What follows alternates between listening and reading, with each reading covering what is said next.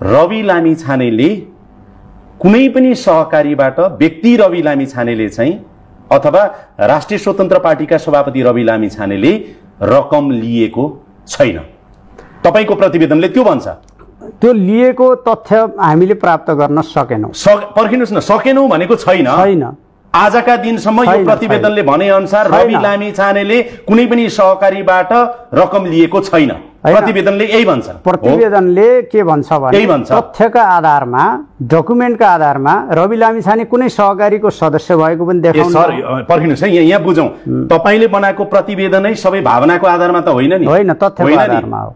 तपाईको तथ्य, प्रमाण, नजिर, तर्क, व्याख्या कहीं एउटा सिंगल प्रमाण भएको भए पनि यसको अर्कै हुन्थ्यो। यो सबै प्रतिवेदन तथ्यका आधारमा बनेको भने तथ्यले के भन्छ भने रवि लामिछानेले सहकारीको रकम लिएको छैन। आफूले व्यक्ति भने मैले व्यक्ति रवि लामिछानेले आफू सहभागी भएर कुनै पनि सहकारीबाट पैसा लिएको छैन। हामीले गोर्खा मिडिया नेटवर्कको माइन्युटहरू पनि हेर्यौं।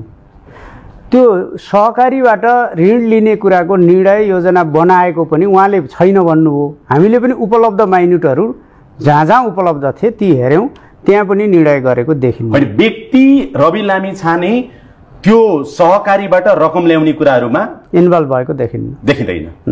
रवि लामिछानेले खोजेको यही होला नि त। क्लिन चिट पाए भनेको यही होला के। जुन रूपमा सहकारीको अर्को दोस्रो पाटोमा आउन बाँकी छ सर, त्यसमा आउँला है। तिमीले कति चेक काट्यौ, कति खर्च गर्यौ, के गर्यौ भन्ने कुरामा एउटा पाटो चाहिँ क्लियर भइहालौं कि व्यक्ति रवि लामिछाने जुन रूपमा संसदमा बहस उठ्यो, जुन रूपमा उनका नाउँमा समिति बनाउनुपर्छ, विशेष समिति भनेर कुराहरू भए, सहकारीको रकम ल्याएर हिनामिना गरेका प्रमाणहरू छ भनिए, यो प्रतिवेदन हेर्दाखेरि चाहिँ त्यो देखिएन।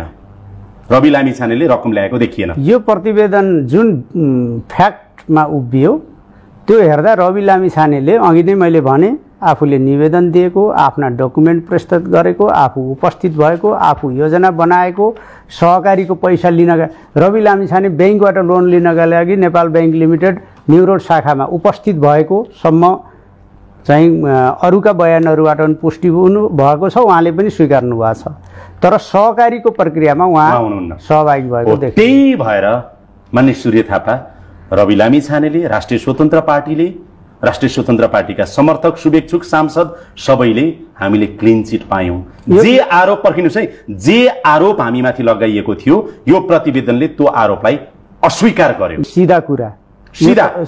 सीधा र कानुनी प्रमाणित प्रतिवेदनले भनेको औपचारिक कुरा पनि भन्नुस्। औपचारिक कुरा पनि भन्नुस्। औपचारिक कुरा तथ्य प्रमाणका आधारमा मैले भने नि 5-7 वटा तथ्य प्रमाणहरू, ती चीज आजसम्मको छानबिनबाट हामीले पाउन सकेनौं। त्यसैले रवि लामिछानेले मैले क्लिन चिट पाएँ भनेर उहाँले चाहिँ नि खुसी व्यक्त गर्नुभएको।